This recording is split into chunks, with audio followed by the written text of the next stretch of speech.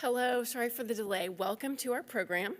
I'm Kelly Haley from the Reference Department, and I'm so glad you guys made it out tonight. It's kind of gross out there. Tonight we have Heather Ellzey, an environmental educator from the Recycling Department at the City of Fayetteville.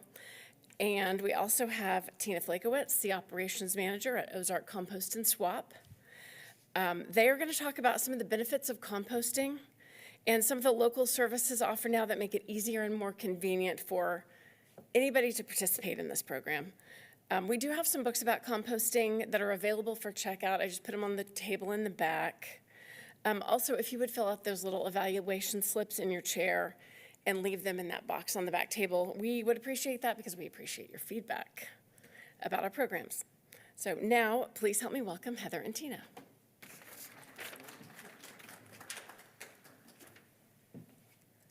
Awesome. Thank you all so much for having me here tonight. I'm really excited.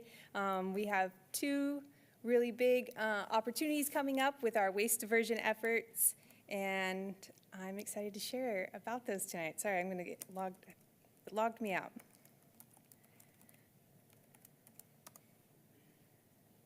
Okay. As Kelly mentioned, my name is Heather Ellzey, and I'm an environmental educator for the City of Fayetteville in our city's recycling and trash department. And tonight, I just want to take kind of a large overarching view of where we're at with waste globally, what we're doing here locally, and how you all can get involved. Currently, we're using a lot of resources as humans. The earth is this beautiful organism that regenerates itself. But right now, we humans are using almost 2 Earths worth of resources. And that looks like over 2 billion tons of waste that's being created globally every year. And just here in Fayetteville alone, over 77,000 tons. And just to kind of give you a visual of what that looks like, if you took Razorback Stadium and you filled it like a big cereal bowl full of trash, and then you started stacking it 9 stories tall. That's what we're creating in waste here in Fayetteville alone. That all goes to our one landfill out in Taneytown, and we share that landfill with all of Northwest Arkansas. Once that landfill is full, we're not able to build another one here in Northwest Arkansas due to our cave systems. So once that is at capacity, we're going to have to look at shipping our trash to other landfills, which gets very expensive. Oh, there was another one. Sorry. One more. We'll just keep stacking. Some of the problems that we see with landfills, include all the toxins, the leachate, which is a fancy word for trash sludge. So when it rains and it runs over all those toxins, it creates a runoff called leachate. And then also the greenhouse gas emissions. We've been very thankful to work with Waste Management, who oversees the landfill in Taneytown. They've done a beautiful job. It's actually one of the safest landfills in the nation, but it's a landfill. It's a hole in the ground with a bunch of resources that we could reuse. So that's what we're going to take a look at tonight, is what we're doing here locally to divert those resources away from the landfill. So what is sustainability, and what can we do? So sustainability is just this big word that means how can we live our lives here as humans without jeopardizing future generations to be able to do the same? How can we cut back on the amount of resources that we're consuming? Well, at a global level, the UN has developed these global sustainable development goals. I would encourage everybody, you can go home, get on the UN's website, and dive into each one of these, click into them, and see what's happening at a global level. Here in Fayetteville, we have our own sustainability department, and they've worked with departments all across the city to create a climate action plan. They've got 2 main focuses of an energy action plan and nature-based solutions within that plan. And housed underneath sustainability is waste diversion with our city's trash and recycling division. So we as educators for the city, our main goal is to go out and educate the entire community, anybody that we can reach, on how we can waste less or waste not and use less. how can we cut back on the waste that we're creating in the first place? But then what programs do we need to put in place in order to divert that waste away from the landfill? And some that we're going to look at here are recycling, our compost program, and also our hazardous waste program. Household hazardous waste is a really important thing to keep out of our landfill. That's where you're going to get a lot of that toxic leachate from. Our hazardous waste program is a trailer.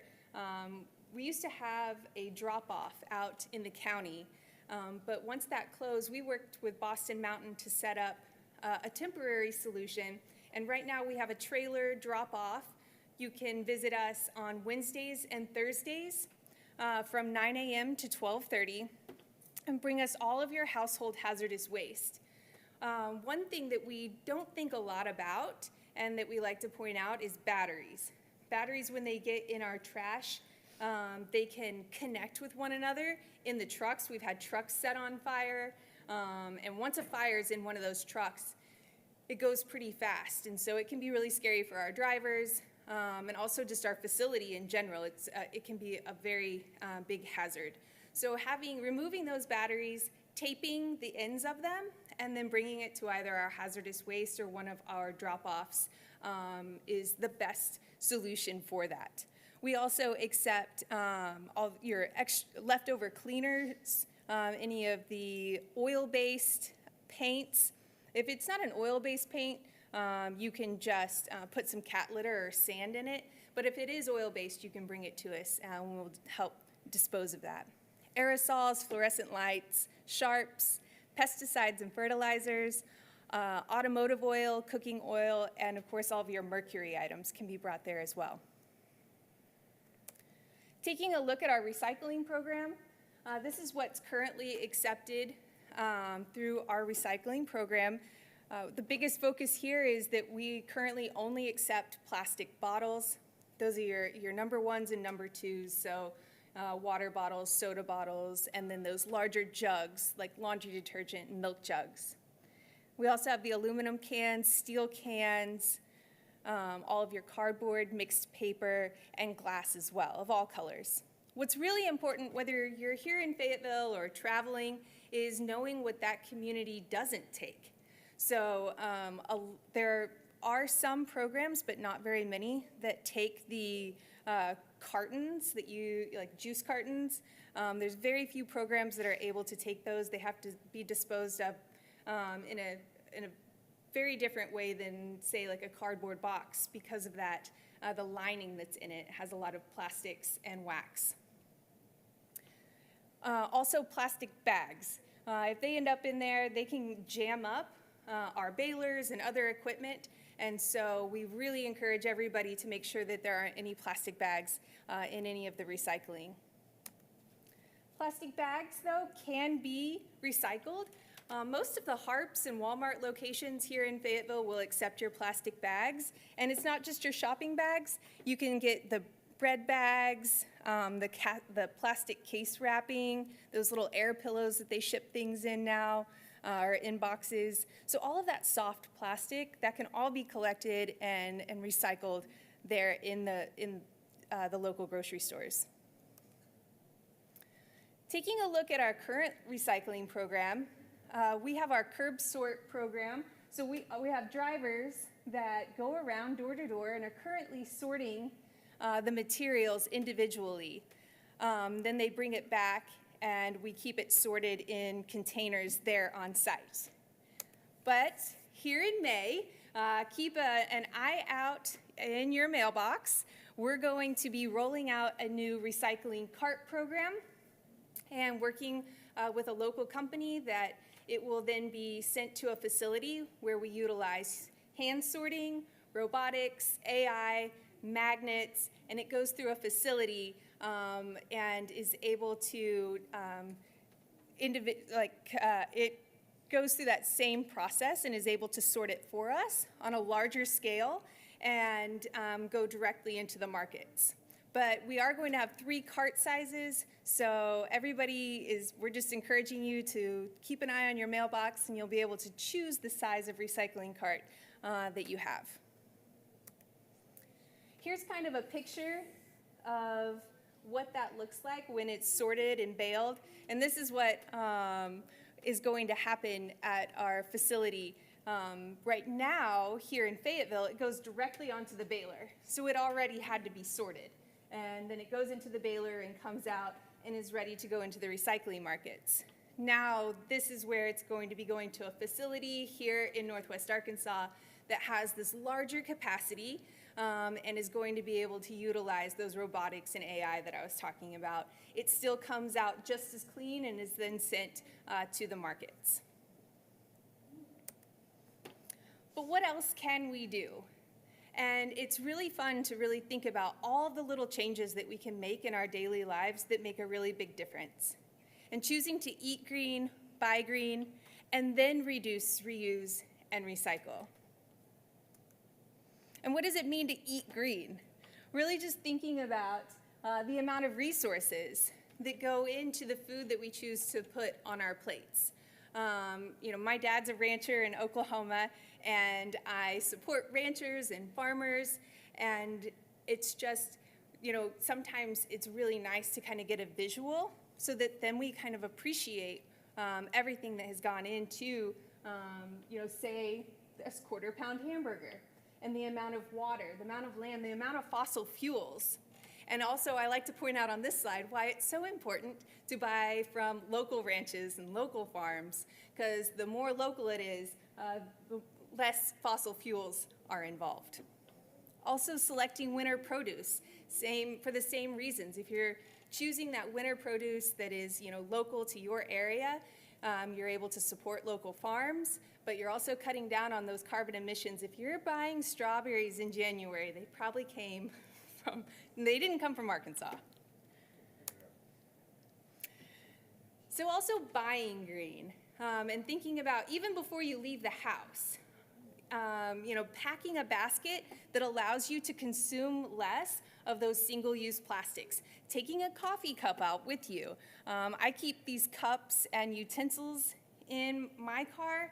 My son, who's hopping around here tonight, he likes to go to the local yogurt store, and there's all those, little cups and stuff and the utensils. But we just started taking our own, and they let us use them, and that way we can cut back. Also, he went through a straw phase, so I had some reusable straws in there. You just think about all those single-use plastics that we really don't need, but we do have to plan ahead.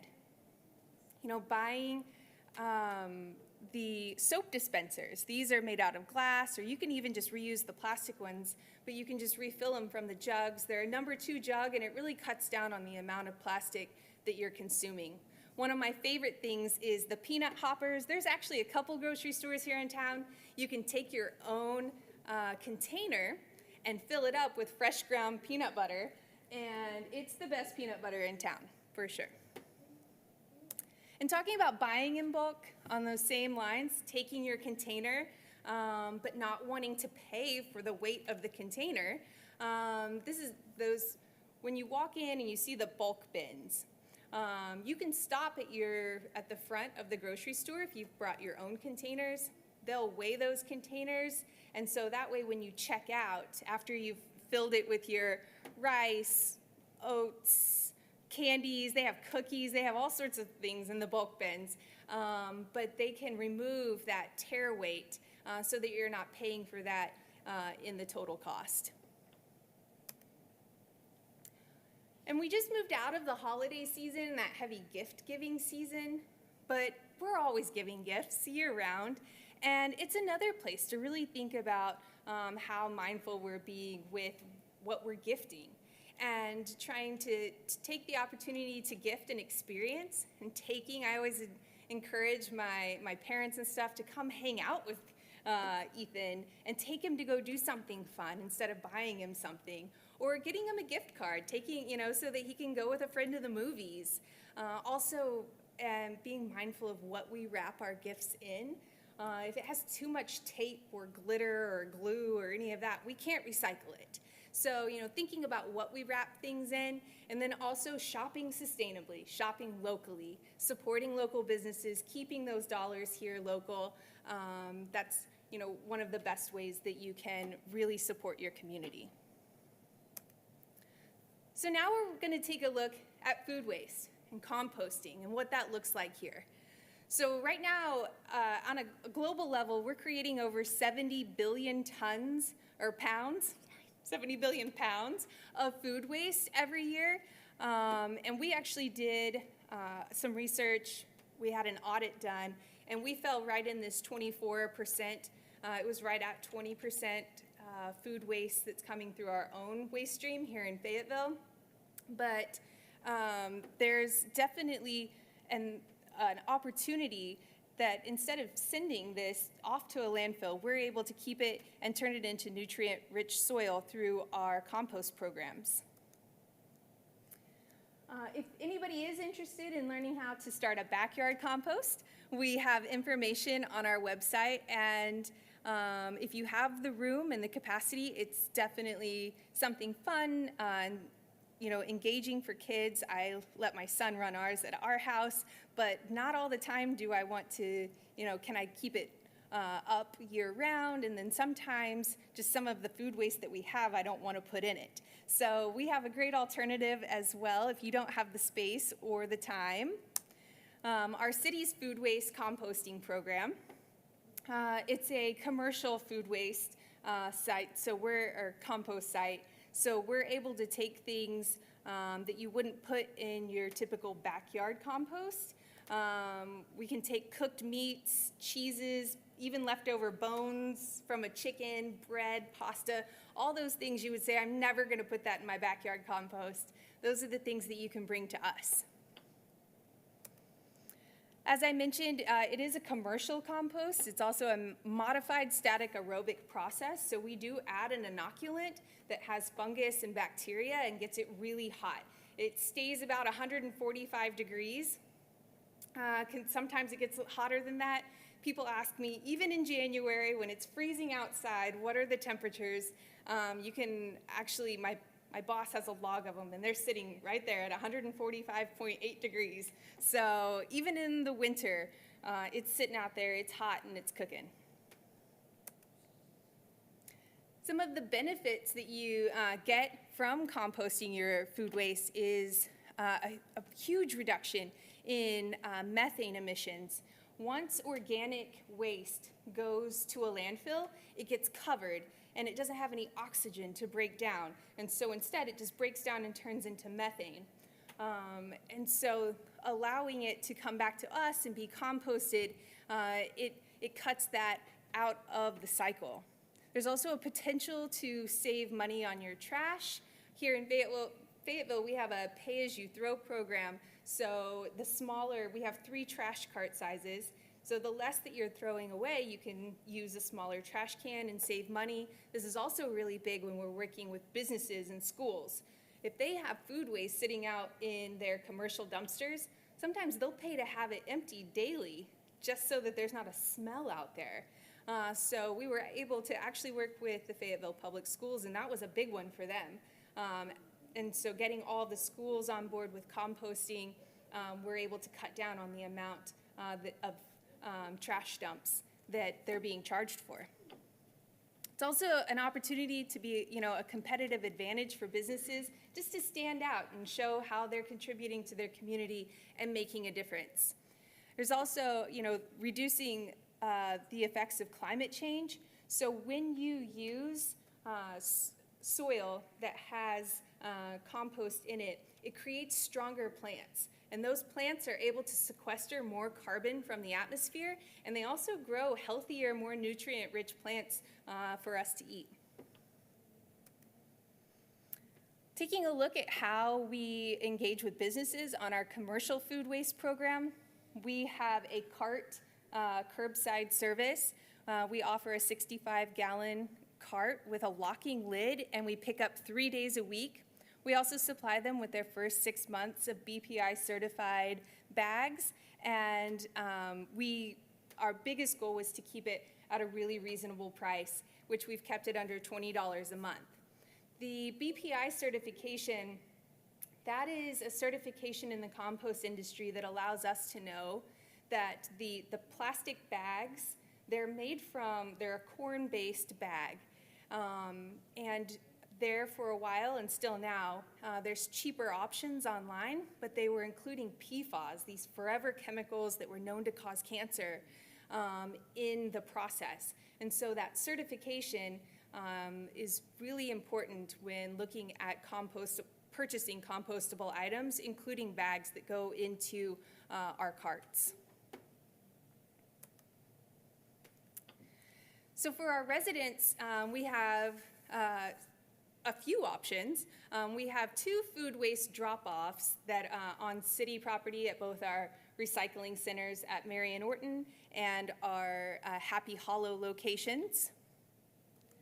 We also have some community partners that have offered not only space at their business, but also offered time of their employees to engage with the bins, check them for contamination, and just, letting us know if anything needs to be maintained.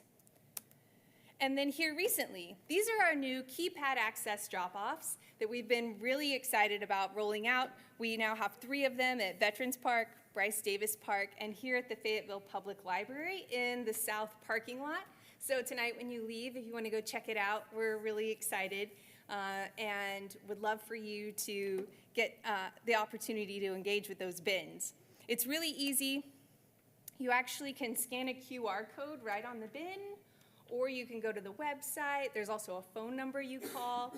And really, there's just 3 questions that you just click, and it's just, kind of confirming that there's no trash in your food waste. There's no produce stickers. That's the biggest one that we see. And the produce stickers have an adhesive and they're plastic themselves.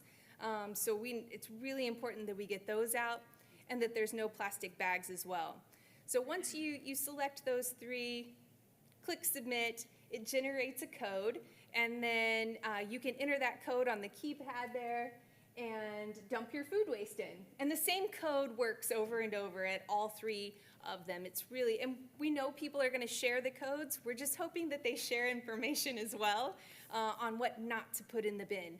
And at this point, we've only had 1 contamination, and it really wasn't, because technically you could compost a pizza box.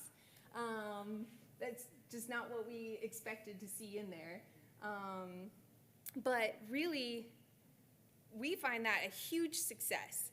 At all of our other drop-offs, we've had to have either businesses or our own employees monitoring them. And this way, with just a simple, yes and no's, and these keypads, we've been able to cut down on contamination completely. So we're hoping to be rolling out more, and we'll keep the webpage updated as we place those out in the community.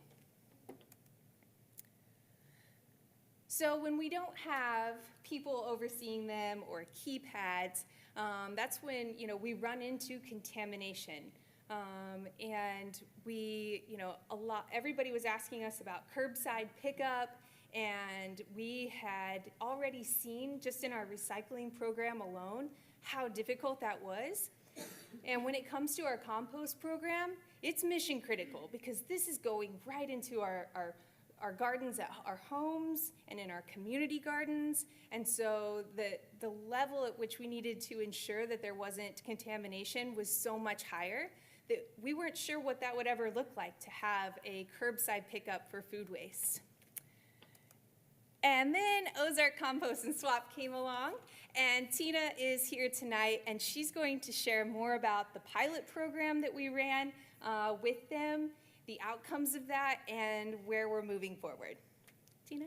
Look how happy I am surrounded by food waste. I know. Sorry, I'll get you set up here. I think you might need to stop presenting yours. Oh, I need to stop, sorry.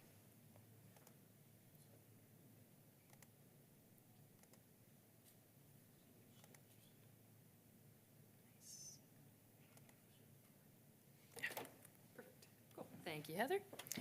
And so Heather's already touched on a few of the things here, but I'll kind of just give a recap of what we've been doing with the city and then what's changing and what's coming next. We ran a pilot program with the city all through 2025. In the end of 2024, we started to knock on doors and offer our pickups to folks for free for a month so they could try us out. And then we found a lot of success in that a lot of folks just enjoyed getting that month to test things out. And then we found that a lot of folks would end up signing up with us after that free trial. And so we decided to offer that to all Fayetteville residents, that free month trial. And so anyone in city limits was eligible. We started, I think at that time, we probably had around maybe 100, 150 Fayetteville customers. And then throughout the trial, we got a lot more folks on board. The way it would work is folks would sign up typically through like a QR code or a link they found on social media, or somebody knocking on their door. They would get one of our buckets. It's a 5-gallon bucket. We would deliver it to their doorstep, and then we would give them a pickup every other week. The pickups were bi-weekly. That's about probably 85-90% of our customers use a pickup every other week. And so when we do come by, we bring a clean bucket to leave with you. We take that dirty bucket, and then we're going to take that back for processing.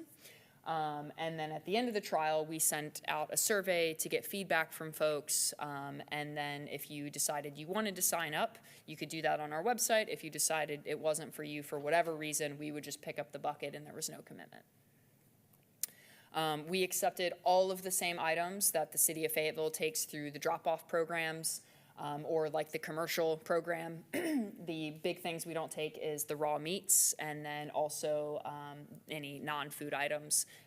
The produce stickers are also our biggest threat.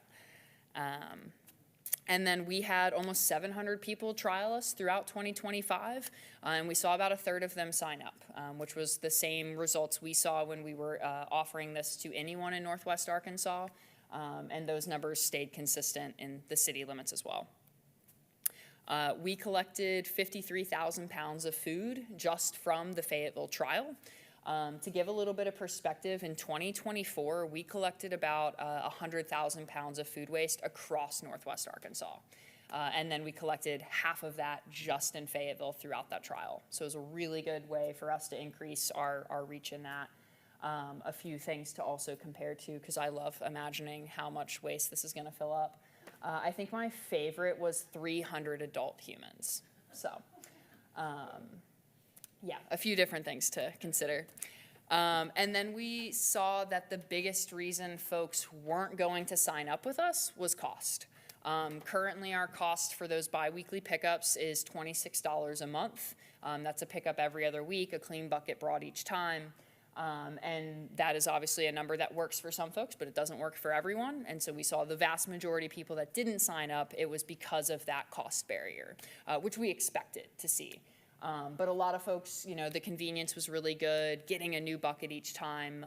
The drop-offs are a great program. The biggest complaint that they get is the convenience of having to take a bucket of food waste in your car to a facility or a drop-off.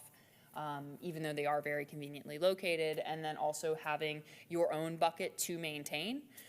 The buckets, after a few drop-offs, they're definitely going to get a little stinky. They're going to need a rinse. In the summertime, it might be after a single drop-off, and so folks really appreciated getting a brand new bucket each time with us. And then we also saw a lot of folks, they would have just preferred to see this bill come through on their utility bill rather than having to have like a separate subscription. We all have so many subscriptions these days, so to have it all kind of centralized on your utility bill is really nice and convenient. And so now we're transitioning. The trial, we still offer it to anyone in Northwest Arkansas. But for Fayetteville residents, we are very happy that the city has taken us on as a utility. And so starting in, likely in March is when we're gonna start this. Folks can sign up now for the utility program. If you follow the city on Facebook or Instagram, they're posting about us pretty regularly. You should definitely follow us at Ozark Compost. We're posting about it all the time. And it's a really good way to go ahead. We only have 700 spots available for this initial rollout, and we've already had about 150 people sign up, and so that number is going down every day. And so if anyone is interested in that, it's a really good way to start diverting your food waste. And one of the biggest benefits of the utility program is it's going to help us service a lot more people, which is going to make our routes much more dense, which makes us more efficient, and so we are able to cut those costs. It's going to be about $10 cheaper now that it is a utility program. So we're really excited for that, hoping it really increases the accessibility for folks. I'll mention this is available to all single-family homes. If you have a utility bill in Fayetteville, you're eligible. Apartments and like duplexes, multifamily homes, they are also eligible. We just need to make sure that you don't have like a gate code and things like that. And so sometimes there's just like a little bit of a barrier. You can still sign up and we encourage you to sign up, but you may have somebody, either myself or someone from the city, reach out and just confirm some of those things. Yes.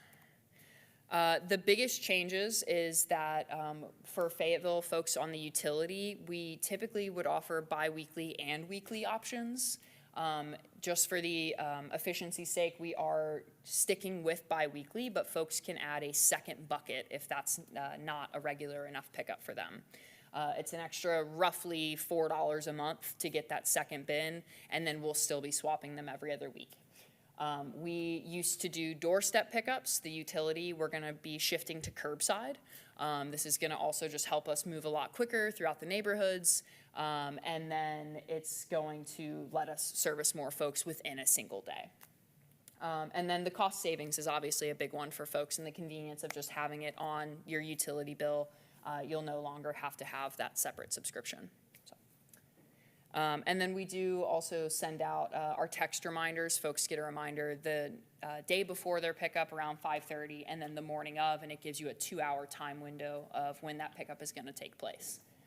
The lids that we have, the drop-off bins, they're kind of just one of those, like, I don't know if people interact with pickle buckets often, but they're just like the kind of snap lids that come fully off. Ours, they can come totally off, but there's also the little latch right in the front, which lets you just pop it open and scrape things in nice and easily. I keep my bin, I actually live down in West Fork, and so it's semi-rural. I keep my bin outside year-round. I have a lot of stray dogs in West Fork, and I've never had an issue there. It takes a specifically wise raccoon to get in there, but if you don't have one of those, you're good. Lots of benefits of signing up. Heather mentioned a lot of the environmental reasons of doing that.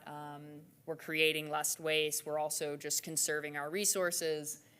Food waste is one of those things that once it goes to the city facility, the city is selling that compost to farmers and residents that they can use in their gardens, and so it keeps all of our resources very local.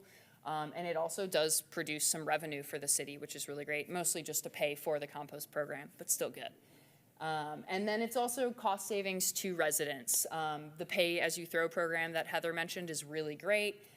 You can save by downsizing your trash cans. Most folks find that they're taking out their trash inside less often because it just doesn't stink.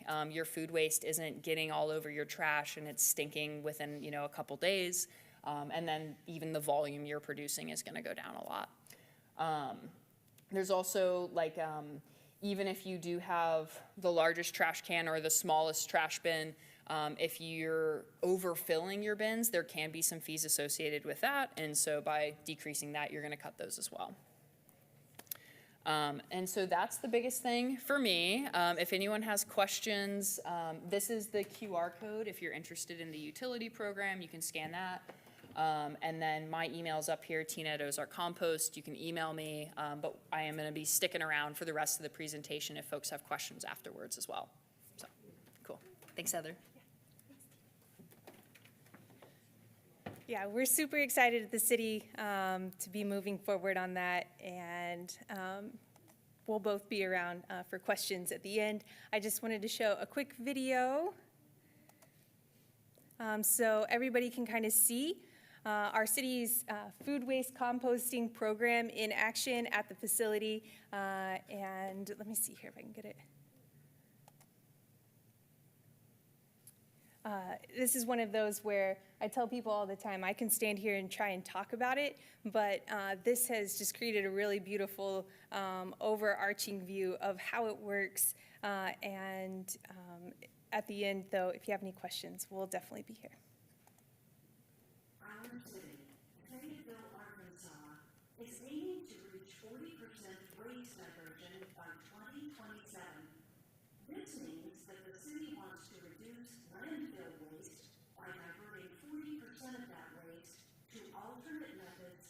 disposal.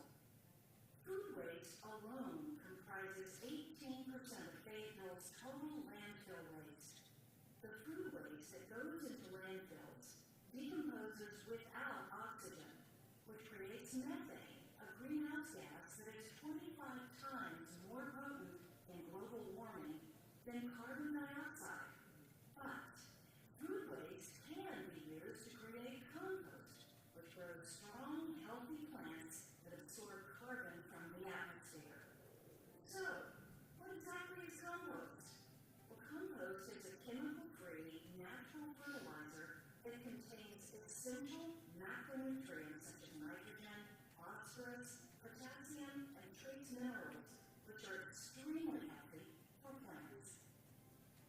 Did you know that Fayetteville has food waste drop-off locations where food waste is collected and then turned into compost back at our facility? Fayetteville citizens can then buy this compost and use it to boost their gardens, their lawns, and potted plants. This is because compost improves the soil's water retention, texture, pH, and overall health. Now let's take a peek behind the scenes to see how we turn food waste into usable and beneficial compost. First, the food waste is collected from all of the food waste drop-off locations and commercial routes, such as restaurants and schools. Then, it is brought to our compost facility, where it is placed onto a pre-made mixture of 50% ground yard waste and 50% wood chips. This pre-made mixture not only absorbs any excess liquids, but also provides a foundation of microbes during the decomposition process that helps to break the pile down. This pile is referred to as a compost windrow, which is turned several times with our specialized row turner to ensure that the food waste and pre-made mixture is evenly mixed. Next, we add an inoculant, which is a special blend of bacteria and fungi to the windrow pile. This blend works like yeast when making bread, except instead of yeast feeding on sugar, it's a mixture of bacteria and fungus feeding on food waste. Each tablespoon contains around 2.6 billion microbacteria and fungi that repopulate and constantly move through the windrow pile from the outside in. This constant movement pulls air toward the center of the pile that rises out of the top as steam, creating what is known as the chimney effect. Finally, a 6-inch cap of mix is added to the entire outside of the pile. This cap works as a biofilter, an odor control technique that also allows the food waste to reach and maintain high temperatures throughout the pile. The pile then sits for 30 days before being turned again. The microbial activity within the windrow pile creates large amounts of heat that reaches up to 160 degrees. We monitor the temperature daily at different depths and locations to ensure the pile stays warm enough to cook out the evil pathogens, leading to a safe product for your plants. A minimum temperature of 131 degrees Fahrenheit is needed to cook out those pathogens. We take samples from these piles and then send them to a lab to be tested for quality. The food waste is decomposed in the first 30 days, but it takes about 3 months for everything in the windrow pile to be fully decomposed. At the end of the 3-month period, the compost is then sifted through our screener to remove any large debris and create a finer compost. Lastly, it goes through a final 2-week curing period before it's ready. The compost can now be purchased to grow healthy, more environmentally friendly gardens, yards, and potted plants, all of which absorb more carbon from the atmosphere. Composting is just one method of reusing